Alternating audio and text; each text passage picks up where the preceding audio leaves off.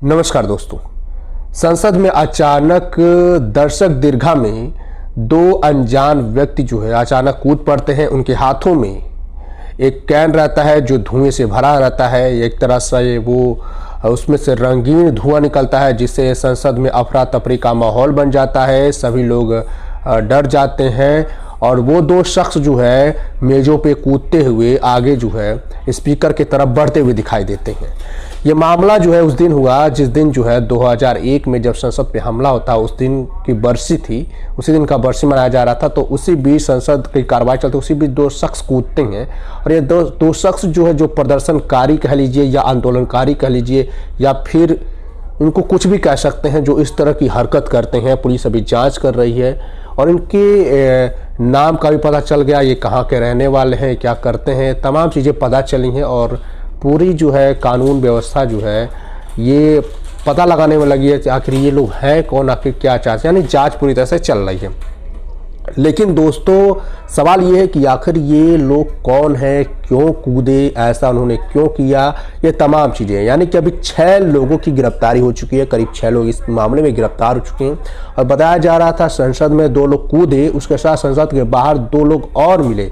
एक का नाम नीलम बताया जा रहा है, वो भी जो है कि तानाशाही ख़त्म करो, तानाशाही नहीं चलेगी, इसकी नारे लगाते हुए बाहर जो उसके हाथ में भी कैन देखा गया, उसके हाथ में भी रंगीन धुआं निकालता वो भी लड़की थी, वो बाहर दिखती गई।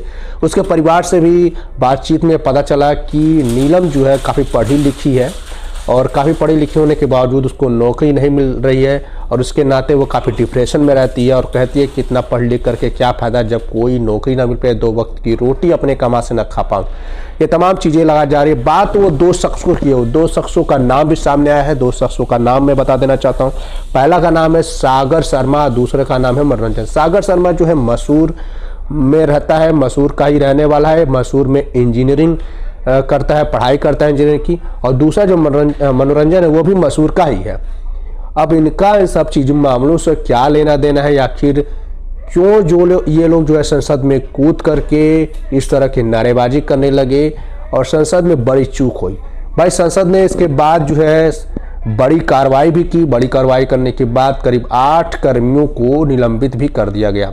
सोचिए, तो ये एक बड़ी घटना जिस तरह से सामने आई है, वाकई में जो है पूरी तरह से संसद का माहौल पूरी तरह से बिगड़ चुका है। और जिस तरह से कई नेताओं की इसकी प्रतिक्रिया आई है अलग, जो है ट्विटर एक्स पे कई लोग जो ये बता रहे हैं, जो नीलम नाम की जो लड़की है वो यही लोग बता रहे हैं कि उसका कहीं ना कहीं कांग्रेस से जो है उसका कनेक्शन है। यानी कि उसकी कुछ पुरानी वीडियो को खंगाल के देखा गया तो ये बताया गया कि ये कांग्रेस के लिए वोट मांगने का काम करती है और कांग्रेस का प्रचार करने का काम करती है। कुछ पुराने वीडियोस के देखे गए हैं। हालांकि 6 लोगों की गिरफ्तारी हुई। अब धीरे धीरे जो है इसकी जांच होनी शुरू हो गई है। अब धीरे धीरे पता चलेगा कि आखिर ये ऐसा ये लोगों ने क्यों किया। अफरा तफरी का माहौल मच गया और बताया जाता है कि बीएसपी सांसद और 2-4 लोग और सांसद जो है मिल करके उस शख्स को पकड़े। किसी तरह से पकड़ने के बाद पुलिस के हवाले किए और पुलिस जो है लगातार पूछताछ करती दिख रही है।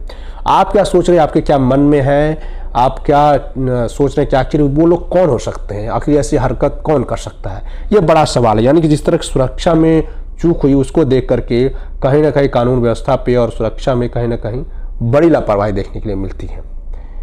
उसके साथ जो है 2-3 लोगों का और नाम सामने आ रहा है। एक अमोल शिंदे नाम का शख्स है जो नीलम के साथ ही बाहर ही जो है रंगीन जो है धुआं साथ में छोड़ा था और नारा लगा रहा था तमाम चीज़।